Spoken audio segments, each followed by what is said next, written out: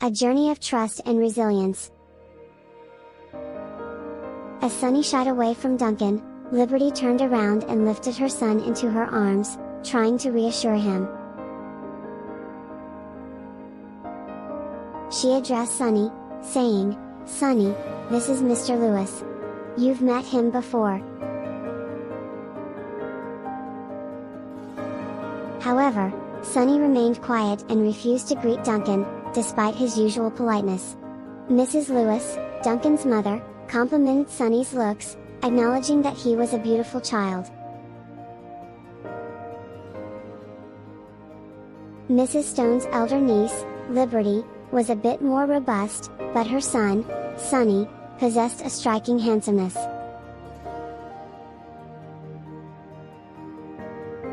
Mrs. Lewis then teasingly chided Duncan, saying, "Duncan, your scary face frightened the little guy. He won't let you touch him." Mrs. Lewis vividly recalled an incident when Duncan had a cut on his face, which she had hoped he would have surgically removed to regain his former attractiveness. However, stubborn as he was, Duncan refused her advice, causing his scar to remain unchanged over the years.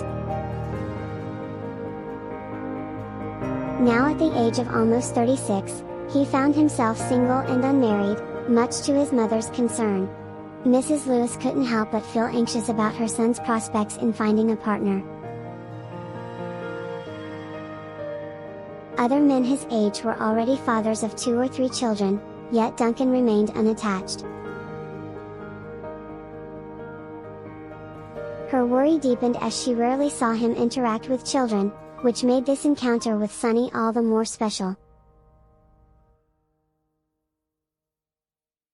With a smile, Duncan tried to justify his initial awkwardness, explaining, "That's because I'm not familiar with Sunny. He won't be scared of me when we see each other more."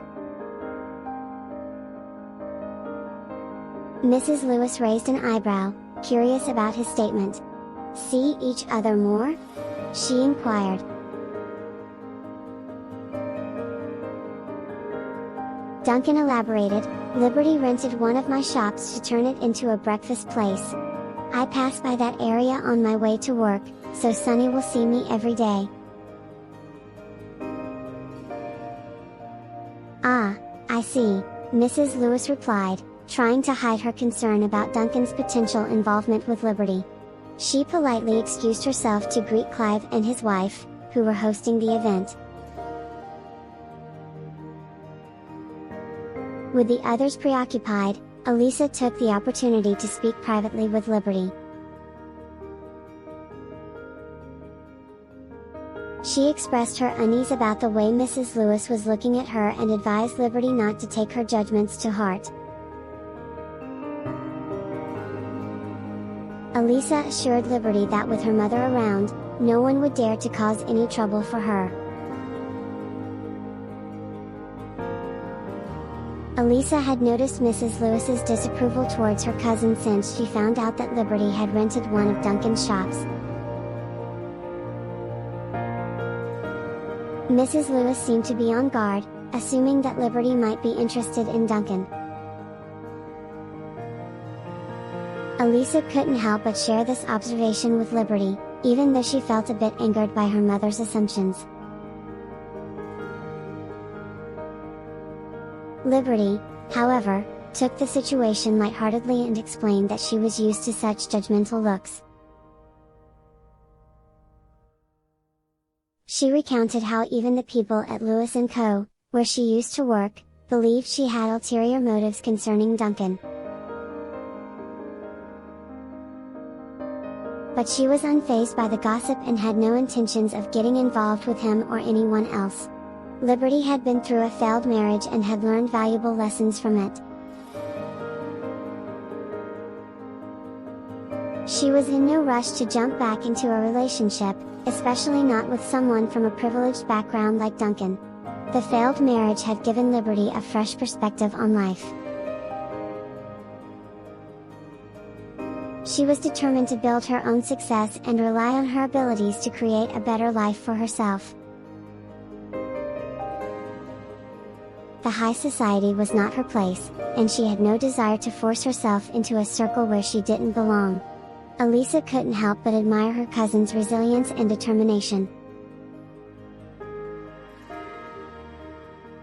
She understood that Liberty had no interest in pursuing Duncan or anyone else at the moment. As the night progressed, Elisa and Liberty decided to take their time before joining the other guests inside the house, giving Elisa's mother enough time to share parenting stories with her friends. Despite the judgment and unwanted attention, Liberty was content with her decisions and looked forward to focusing on her business. She knew that her path lay in self-reliance and hard work, and she was determined to make her own way in the world, without needing validation from high society or anyone else. "Don't worry, Elisa. I won't let Mrs. Lewis get to me. I'm not one to hold grudges," Liberty reassured her cousin with a smile. Elisa couldn't understand Liberty's forgiving nature and responded, "If it were me, I'd never let anyone look at me like that. I'd make them pay for their behavior." Liberty smiled in response, knowing that she and Elisa were very different in their approaches to handling people. How could Liberty compare herself to Elisa? Elisa was an heiress, born with a privileged life and a silver spoon in her mouth. In contrast, Liberty was an orphan who had lost both her parents at a young age, facing many hardships in life. Elisa offered her support, promising to have Liberty's back and defend her if anyone ever mistreated or bullied her. Liberty appreciated the sentiment and nodded in gratitude. Before the conversation could continue, Jasmine and her brother arrived at the event, drawing Liberty and Elisa's attention. Jasmine was known for her shopping sprees and was eager to enjoy the party with her brother footing the bill. Liberty couldn't help but wish Serenity was there to share the experience with her. Elisa and Liberty approached Jasmine, and as they greeted her, they attracted attention from other guests who recognized Jasmine and started gossiping about her. Jasmine was oblivious to the gossip and wondered why she was perceived to be late, thinking she had arrived early according to the invitation.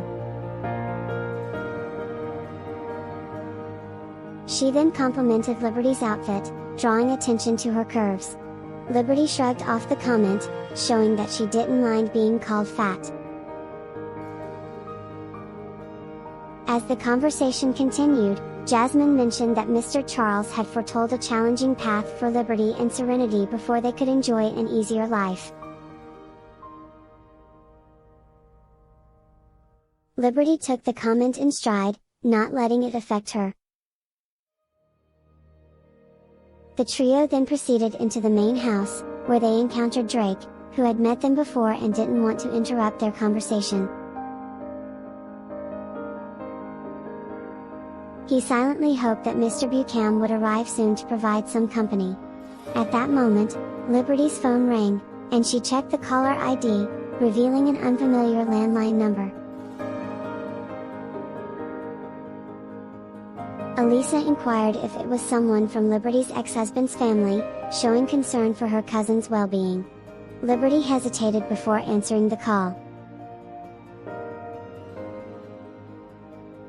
It was Mike on the other end of the line, which surprised and annoyed her.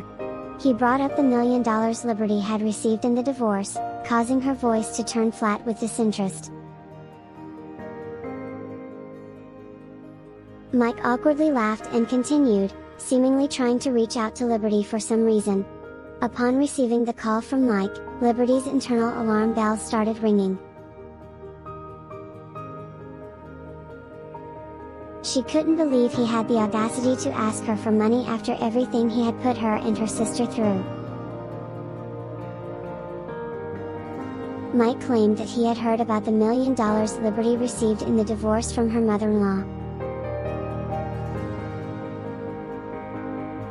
He explained that his business was now struggling and asked if she could lend him $1 million to help him out. Liberty's anger flared at his request, and she sneered at his audacity. She refused to lend him any money, stating that she would rather give it to anyone else but him. She reminded him of the pain he had caused her and her sister and expressed her disdain for his sense of entitlement. Mike tried to reason with Liberty, urging her to ask her future husband to pay for their grandparents' care so that he would be committed to the family and not abandon her. He blamed Liberty and her sister for his business's failure, claiming that her social media post about him had ruined his reputation and caused financial losses. Frustrated and restless, Mike's financial worries grew as he paced around his living room. Back in their hometown, Mike and his family faced financial struggles, especially with his business failing and the mounting medical expenses for his grandmother's hospitalization. Despite being in the city searching for a job, Mike's brother John faced severe challenges in finding employment. Stone Group's interference made it nearly impossible for him to secure a job, as any company interested in hiring him would receive threats from Stone Group and back out. Even companies at odds with Stone Group were reluctant to hire John, fearing becoming the enemy of such a powerful entity. John's desperation led him to inquire directly with the human resources managers, who informed him that Stone Group had blacklisted him, making it difficult for him to find a job in the city. The managers even suggested that John should consider returning to his farming town and pursue a career there, as his chances of finding employment in the city were slim. Despite John's persistent inquiries, the human resource managers refused to disclose who else was involved in sabotaging his career, besides Stone Group. John sensed that there was a powerful figure protecting Serenity and her sister, surpassing even Elisa's influence. Feeling defeated and uncertain about his future, John decided to wait until his grandmother was discharged from the hospital before making any further plans for the new year. Stuart, Mike's father, suggested having a family meeting to apologize sincerely to the sisters and hope for a positive change in their situation. However, Mike was reluctant and resentful, feeling that they had suffered enough losses already. He blamed Serenity and Liberty for fighting back and not letting go of their resentment, adding that he believed the sisters might try to reclaim their parents' property. Stuart argued that all children had the right to inherit property, but Mike insisted that their town's custom dictated leaving the inheritance to sons. Still, he acknowledged that the Hunts were now in a disadvantageous position. Mike considered finding out who was supporting the sisters and even contemplated extreme measures, but the thought was quickly dismissed after Serenity had Noah arrested. He agreed to apologize but was ready to resort to desperate means if the situation didn't improve after the apology. Despite feeling trapped, Mike was determined that if he went down, he wouldn't go down alone, he would bring Liberty and Serenity down with him. Elisa overheard the conversation between Liberty and Mike and expressed her disbelief at the audacity of Liberty's relatives for persistently asking for money. Liberty shrugged off the situation, assuring Elisa that she and Serenity would never reconcile with them and that they could go their separate ways. Jasmine diverted the topic to the buffet and desserts, praising Elisa's pastry chef for making the best treats. Elisa joked about desserts being fattening, but Liberty mentioned she had cut out sweets from her diet to lose weight. As the party continued, Jasmine got drunk, and her brother Drake arrived to take her home.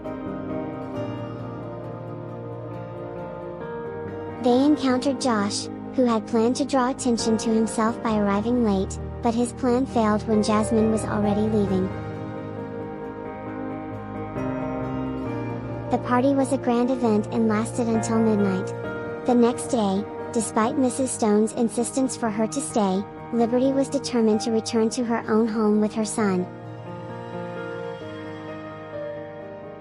Before leaving, Liberty had a heartfelt conversation with Mrs. Stone, who generously offered to give 2 houses to Liberty and Serenity, as well as a lump sum of money to improve their material lives.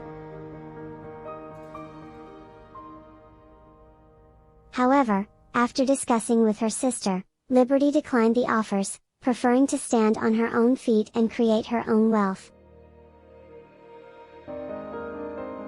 Liberty had a sincere talk with Aunt Audrey, expressing her and Serenity's determination to succeed on their own without financial assistance.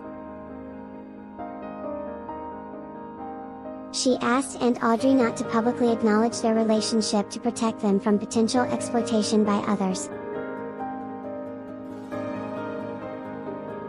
Aunt Audrey respected their wishes and promised to stand back but be available if they faced difficulties. Zachary recovered from his cold after a week, and Callum took care of the work during his hospitalization. With the approaching new year, Zachary allowed the employees to take leave during the festive season. Upon returning to their apartment, Zachary surprised Serenity by packing their belongings. He didn't want to spend their first night in the apartment as it didn't feel like home to him. Serenity was touched by his consideration and remembered their previous conversation about taking their relationship to the next level. Zachary had been bravely enduring daily shots to improve his health, and Serenity empathized with him. As they embraced, they shared a loving moment, cherishing their new beginnings together. Despite spending so much time together every day, Zachary had held back from kissing Serenity due to the doctor's instructions. However, now that the ban was lifted, he couldn't resist expressing his affection for his wife. They shared passionate kisses, and Serenity felt the love and desire Zachary had been holding back. After their passionate moment, Zachary grew serious and reminded Serenity of their early days when she came to help at his shop. He recalled how he was often grumpy and stuck up, and Serenity rushed him to go back to the office, which made him furious at the time. Zachary then admitted that he had been keeping something from her. He asked Serenity to promise not to get angry and not to go back on her word before he shared the revelation. However, Serenity was not willing to make such a promise without knowing what it was about. She insisted that Zachary tell her the truth, and he revealed that he not only owned the property in Brinfield but also had a villa in the exclusive area of Regent Residences. Serenity was taken aback by the revelation as she hadn't paid much attention to luxury areas while focusing on saving for a down payment on a house. Curious about the value of the villa, Serenity checked online and realized that Regent Residences was a prestigious neighborhood reserved for the wealthy. She couldn't believe that Zachary had such an expensive property. Feeling overwhelmed, Serenity asked Zachary, "Why didn't you tell me about this before? This is a huge thing, Zachary." Zachary explained, "I didn't want you to think differently of me. I didn't want you to be with me just for my wealth. I wanted you to love me for who I am, not for what I have. Serenity looked into his eyes and said, "Zachary, I love you for who you are, not for your possessions. Your wealth doesn't define you. I wish you had trusted me enough to share this with me earlier. We're partners now, and we should be honest with each other." Zachary nodded, regretful that he had kept this from her for so long. He promised to be more open and honest in the future. Serenity accepted his apology and hugged him tightly, assuring him that she loved him unconditionally. The revelation about the villa and Regent residences left Serenity surprised, but not in a good way. She felt hurt that Zachary had kept this significant property hidden from her, assuming that she might be after his wealth. Serenity expressed her anger, feeling betrayed that Zachary had not been completely honest with her. Zachary sat next to her, trying to explain himself, but Serenity kept her distance, not allowing him to get too close.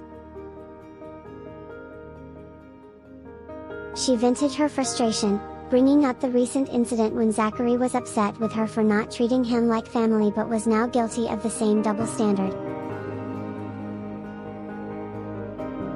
Zachary admitted to his mistake, acknowledging that he was full of himself and that Serenity was right to be upset. He tried to pull her into an embrace to comfort her, apologizing for his actions and insisting that he knew she was not conniving and did not care about his money. Serenity pinched him in response to his apologies, but he refused to let go, determined to make amends. He explained that he usually stayed at the villa because it felt like home to him, but he wanted their first night together to be there as a meaningful step in their relationship. Although Serenity was still upset, she decided to forgive him, realizing that he had come clean about the villa now to rectify his mistake. She questioned whether the villa was fully paid for or if he had a mortgage on it. Zachary clarified that he had put down an 80% down payment on the villa, so he was on a mortgage, but he had no trouble with the monthly repayments due to his substantial income. He also revealed that he had saved up for another property before marrying Serenity, which was why he had promised her the apartment in Brenfield and the national MPV in case they ever divorced. Serenity connected the dots, understanding why Zachary had asked her to sign a contract when they got married. She appreciated his generosity in giving her ownership of the house and wondered why he didn't invest in a better car with his financial means. Zachary smiled and said, "The car was just to match my image as a senior executive. I'm not really a car enthusiast, and I prefer to spend my money on things that matter more to me, like the villa." Serenity finally softened and leaned into his embrace, feeling reassured by his explanation. She realized that Zachary's actions stemmed from his desire to protect her and make her feel secure. They embraced, knowing that their love and trust for each other had grown stronger through this honest conversation. After a moment of silence, Zachary finally spoke, confessing that he didn't have much savings left after buying the villa and the apartment in Brenfield. He admitted that the car he owned was just a means of transport and that he didn't need a luxury car. Feeling flustered, Zachary tried to cover up his previous lies by making up more lies, but Serenity was not convinced. She pushed him away, expressing her frustration. Zachary asked if she was planning to run away, but Serenity assured him that she wouldn't make a commotion if she decided to leave. Curious about the circumstances that would make her leave, Zachary wanted to ensure he wouldn't make those mistakes.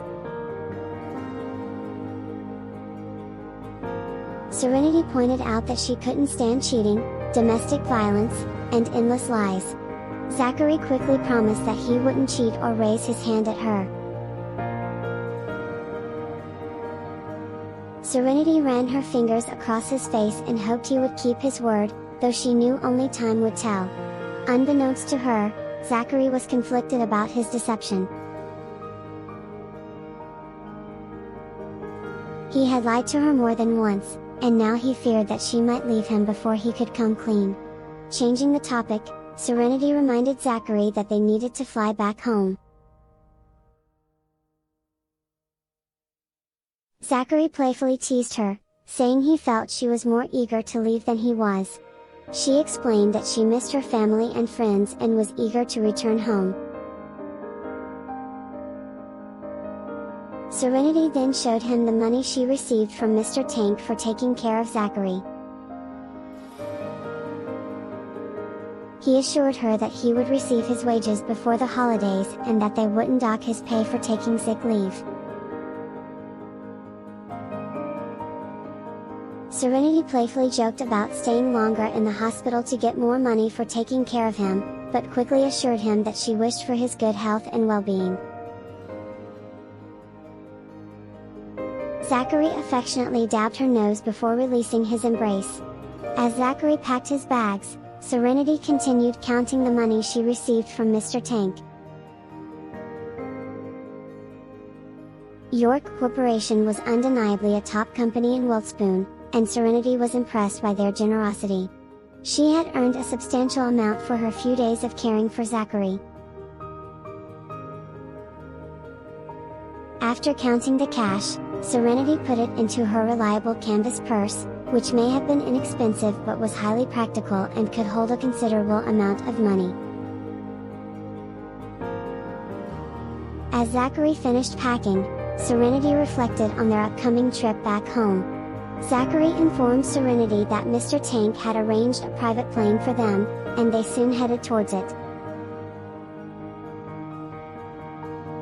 During their journey, Serenity asked about Zachary's friendship with Mr. Buchan and wondered if there was any potential romance between him and Jasmine. Zachary explained that they had become good friends through work and didn't seek anything more. Upon their arrival in Wiltspoon, they headed to York Corporation, where Zachary needed to report to his superior. Serenity waited in the VIP lounge while he attended to his work. The friendly receptionist offered her snacks and water, acknowledging her as the CEO's wife but still addressing her by her maiden name, as their marriage hadn't been fully publicized. Serenity sent messages to her sister and best friend, Jasmine, informing them of her return. She mentioned her positive impression of York Corporation and even contemplated applying for a job there to gain professional experience. Thanks for watching. Please subscribe to my YouTube channel, The Voice Novel, and follow Voice Novel on Facebook, so you will get notified whenever a new video is uploaded. Thank you.